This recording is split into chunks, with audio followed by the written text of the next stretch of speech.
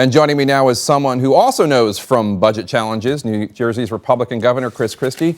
Governor, thank you so much. Welcome to This Week. I'm happy to be here. So, Governor, your victory last November in the very blue state of New Jersey was heralded by Republicans nationally, seen as a blueprint for their victories. Now, a lot of Republicans who wanted you to win and admired your campaign said that you won mainly by criticizing incumbent Democratic Governor Corzine, not necessarily by a specific detailed agenda.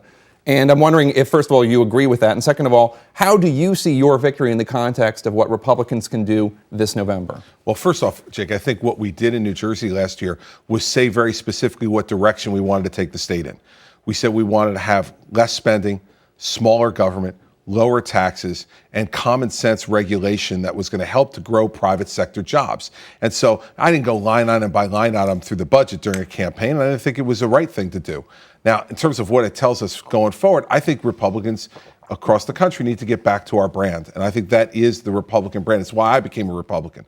Less government, lower taxes, less spending, and common sense regulation that grows private sector jobs. And so I think if my win tells anything, it means if we get back to basics as Republicans, then we speak to some of the concerns people have in New Jersey and across the country. The biggest item on your agenda so far has been dealing with the budget and the huge deficit in New Jersey. Here you are on CNBC.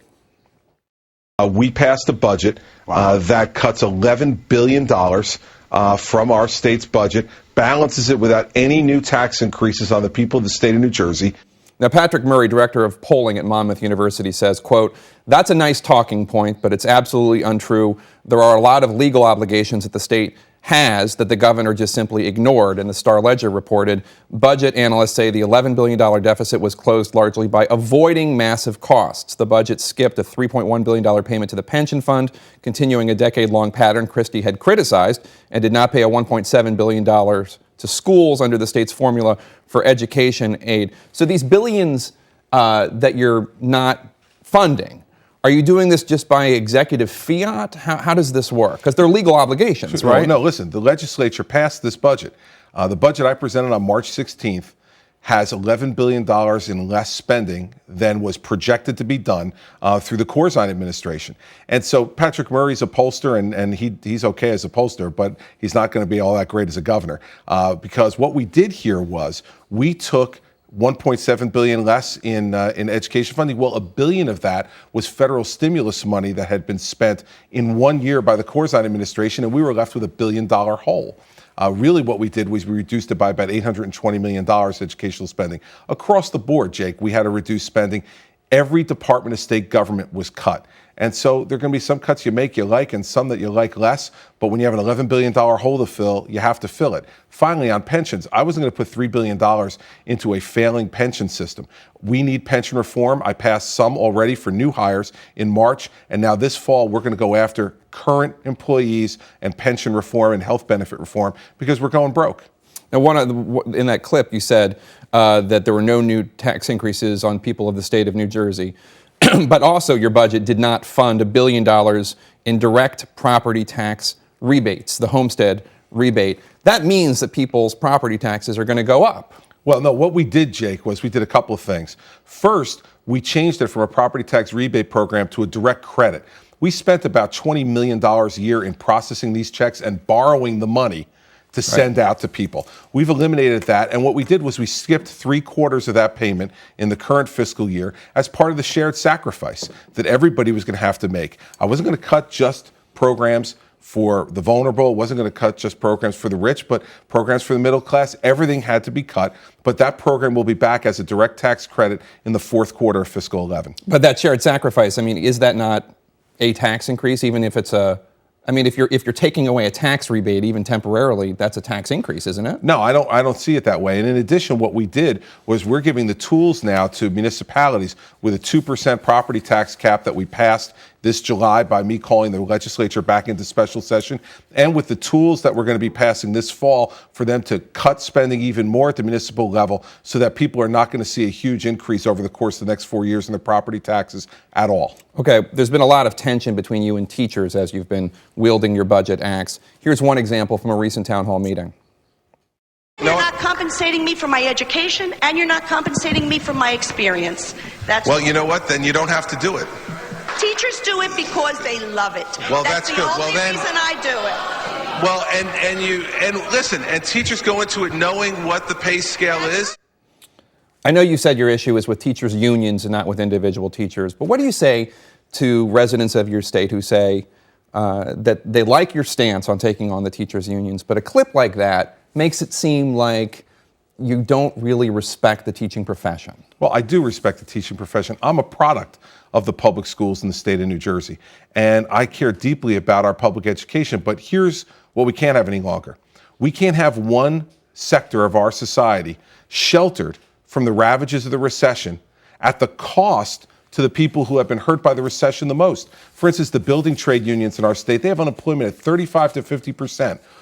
They're getting no raises. They're getting no benefits any longer, yet their property taxes continue to go up to pay for 4 and 5% salary increases demanded by the teachers union in a 0% inflation world, and that most of the teachers in New Jersey, because of their unions, pay nothing towards their health benefits from the day they're hired until the day they die. Now, I have to tell you, Jake, we can't have one set of rules for one small sector, the public sector unions, and a different set of rules for everyone who's being hurt by this recession, and say to those people who are being hurt the most by the recession, by the way, you pay for this special treatment. I mean, now, that may be tough talk to people, and it's direct, but candidly, that's what we have to do if we want to get budgets under control in New Jersey and around the country. You've been known in the State House and nationally for a blunt style. Here's an example of that. Like it or not, you guys are stuck with me for 4 years. And I'm going to say things directly. When you ask me questions, I'm going to answer them directly, straightly, bluntly. And nobody in New Jersey is going to have to wonder where I am on an issue. That's a high bar, so let's do it. Okay. Directly, straightly, bluntly. Should New Jersey join the lawsuit that other states have filed against the Obama administration over the individual mandate in the health care reform bill? I have both my Attorney General and my Commissioner of Health studying two things. First, what are the chances of succeeding in the lawsuit? Because with limited resources in New Jersey, I'm not going to throw good money after bad. And secondly, what's the effect of this 2,000-page bill going to be on the people in New Jersey? When I get answers back from them, I'll make a decision. What's your impulse? I don't have an impulse. I'm waiting to get briefed on it. Immigration reform. You've said this issue is too important to demagogue. Who is demagoguing in the Senate right now? And what is the solution to immigration reform? Well, first of all, on demagoguing, I wasn't talking about anything that's going on now. That's a 2-year-old quote. And there were some things going on in New Jersey at the time while I was U.S. Attorney that I thought was demagoguery, and I called it that. Listen, this issue is a federal issue that should be handled by the feds and should be fixed finally. As a former United States attorney, I had to deal with these issues for 7 years, and we simply didn't have the resources to deal with them effectively. So the president and the Congress have to step up to the plate. They have to secure our borders, and they have to put forward a common sense path to citizenship for people. And until they do that, states are going to struggle all over the country with this problem, and so is federal law enforcement, who doesn't have the resources to do it effectively. Has the Republican Party in Congress been help or hindrance to that cause for immigration reform? I think it depends on which Republican you're talking about. I don't think the party has had a generalized stance. I think there's been folks who have been all over the map on this issue, and candidly, I don't think there's one general Republican position. Well, there are Democrats offering a bill, and they can't get any Republicans to join them. Well, listen, the fact of the matter is that they have to find a way to build consensus. And I think that's what the president said he wanted to do when he came to town. And I think that's the challenge for those who are in the majority. Find a way to build consensus. That's what I've been doing in New Jersey, Jake. We have a Democratic legislature. I've passed a budget with those $11 billion in cuts with a Democratic legislature, a property tax cap with a Democratic legislature, pension reforms with a Democratic legislature. If you want to lead and build consensus, you can. And it's on the obligation of those people in charge to build consensus. Two more quick questions. One, the stimulus bill. Net positive for New Jersey or negative? I think short-term positive, and we're now feeling the negative.